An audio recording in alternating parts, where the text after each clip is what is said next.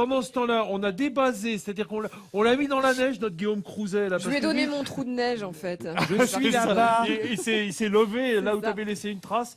Où est-ce que tu es, Guillaume, dans la tempête? Je suis au plein milieu d'un grand désert blanc, figure-toi, sur les pistes là où était Hélène il y a quelques instants, et il continue de neiger, à qui mieux. Mais écoute, c'était un plaisir d'être là. Et figure-toi que dans les années 60, à la fin des années 60, eh bien, dans la vallée de la Tarentaise, il y avait aussi un grand vallon blanc dans lequel coulait un ruisseau, le Thorens. Et c'est là que s'est installée ce qui est aujourd'hui la plus grande station, et en tout cas la plus haute d'Europe, avec son village à 2300 mètres. J'ai bien entendu parler de Val Thorens. Eh bien, Val Thorens a été construit à partir de rien. Aujourd'hui, il y a plus de 300 000 skieurs qui vont chaque année là-bas, et les pionniers se souviennent parfaitement des débuts de la station. Val Thorens, station la plus haute d'Europe, est la 8e station la plus fréquentée du monde entier. Camille est un enfant du pays. Cet ancien guide de haute montagne se souvient qu'avant 1970, le paysage était immaculé. L'hiver, personne ne montait à Val Thorens. C'était un désert blanc. Voilà. Un désert blanc auquel Camille a tout de suite cru, malgré le défi que représentait la construction de cette station à 2300 mètres d'altitude. Quand on est venu me chercher pour monter à Val Thorens, j'ai dit banco tout de suite. Quand même, c'est quelque chose d'extraordinaire d'avoir fait une station ici. Aujourd'hui, quand on voit ça, on se dit le pari est réussi. Voilà. C'est vraiment grandiose.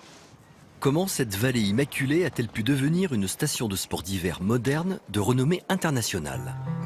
Pour le comprendre, il suffit de suivre Camille jusque dans le cœur de Val Thorens. Là, il retrouve assis en terrasse Christine, Marc et Jean-Noël, des amis de longue date. Ah, salut les petits gars, ça va? Ces Savoyards font partie des fondateurs de la station. Alors, lorsqu'ils se réunissent, ces derniers ne peuvent s'empêcher de se remémorer l'avant Val Thorens. C'est le tout début. Regarde, là, il n'y a presque rien. Là. Ah ouais, là, il n'y a presque rien. Il y a 4 bâtiments. On voit ma fenêtre, là, tu vois. La celle où j'étais, tout seul.